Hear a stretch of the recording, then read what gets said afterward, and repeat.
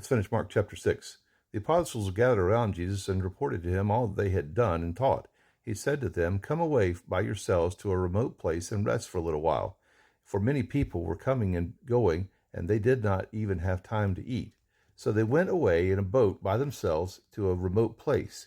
But many saw them leaving and recognized them, and they ran on foot from all the towns and arrived ahead of them.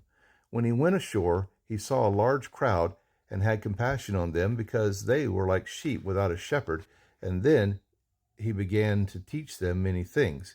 When it grew late, his disciples approached him and said, "This place is deserted and is already late. Send them away so they can go into the surrounding countryside and villages to buy themselves something to eat." "You give them something to eat," Jesus responded. They said to him, "Should we go and buy 200 denarii worth of bread give them something to eat?" He asked them, "How many loaves do you have? Go and see." So they found out and said, 5 and 2 fish. Then he instructed them to have all the people sit down in groups on the green grass. So they sat down in groups of hundreds and fifties. He took the 5 loaves and the 2 fish, and looking up to heaven, he blessed and broke the loaves and kept giving them to his disciples to set before the people. He also divided the 2 fish among them all. Everyone ate and was satisfied. They picked up 12 baskets full of pieces of bread and fish.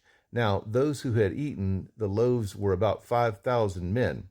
Immediately he made his disciples get into a boat and go ahead of him to the other side to Bethsaida, while he dismissed the crowd. After he said goodbye to them, he went away to the mountain to pray. Well into the night, the boat was in the middle of the sea, and he was alone on the land. He saw them straining at the oars because the wind was against them. Very early in the morning, he came toward them walking on the sea and wanted to pass by them. When they saw him walking on the sea, they thought it was a ghost and cried out because they all saw him and were terrified. Immediately he spoke to them and said, "Have courage, it is I, don't be afraid." Then he got into the boat with them, and the wind ceased. They were completely astonished, because they had not understood about the loaves. Instead, their hearts were hardened. When they had crossed over, they came to shore at Gennesaret and anchored there. As they got out of the boat, people immediately recognized him. They hurried throughout that region and began to carry the sick on mats to wherever they heard he was.